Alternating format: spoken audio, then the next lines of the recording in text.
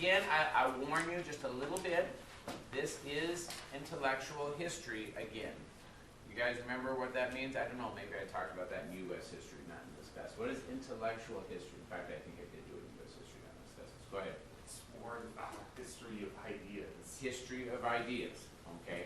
And that's really critical. Hopefully, last Monday, you got the main point of the lecture. And the main point of the lecture, okay, good. The main point of yesterday's,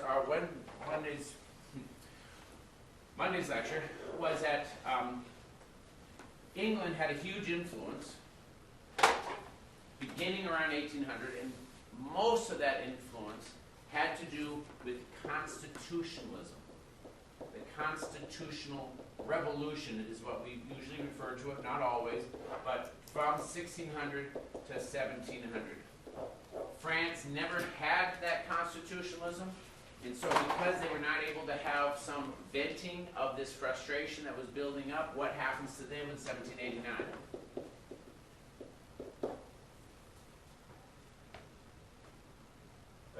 Revolution, right? I mean, not just a little revolution, a big, giant, horrible revolution that is so chaotic that out of this revolution, Napoleon arises.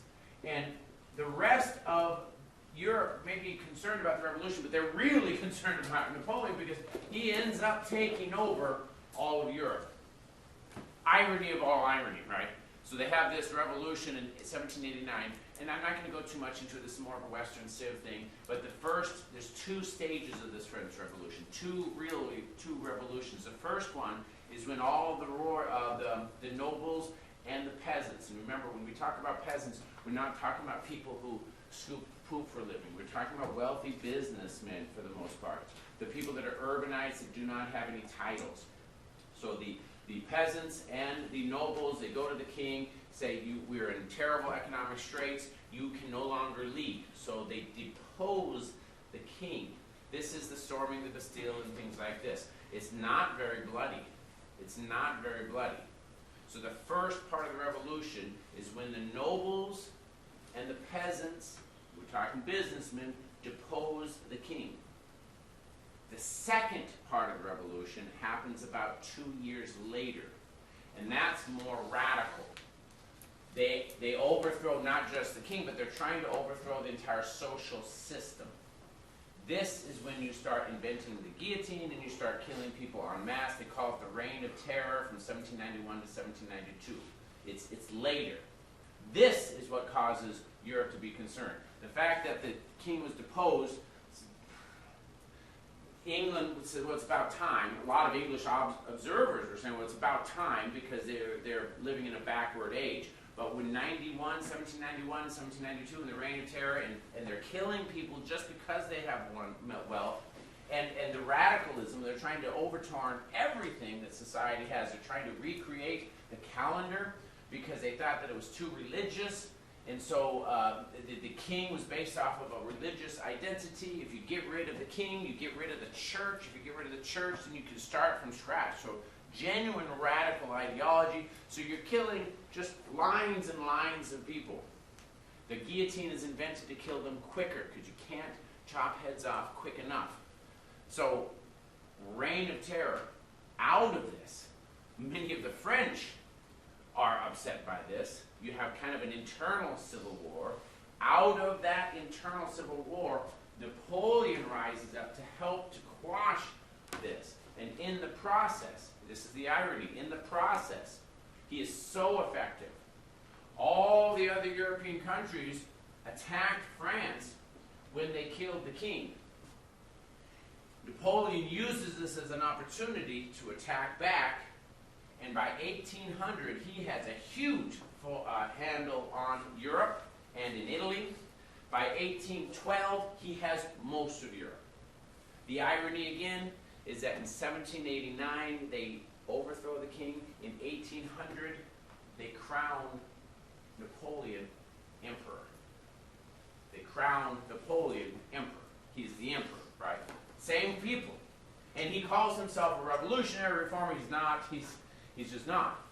But this is really important for us to understand because what you have here is a delayed constitutionalism. France did not have this constitutional revolution between 1600 and 1700 that England had. They had it all at one time, and because it was very chaotic.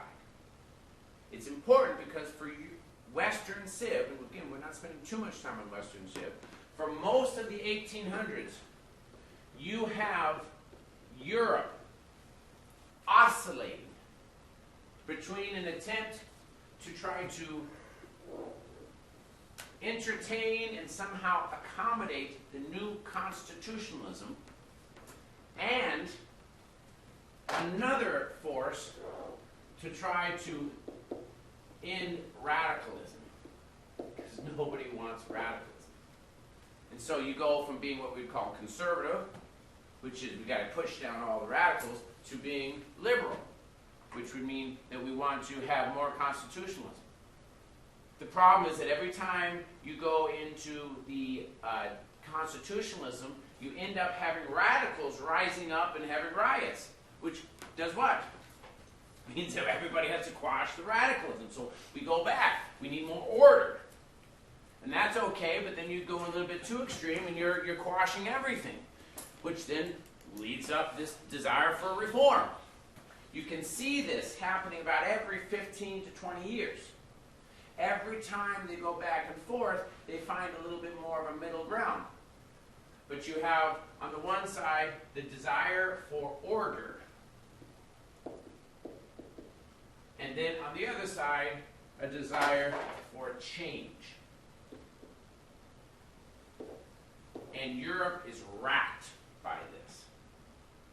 Now, again, I'm not really talking a lot about Western Civ today, but you guys are kind of smart, and I'm not going to talk about U.S. history.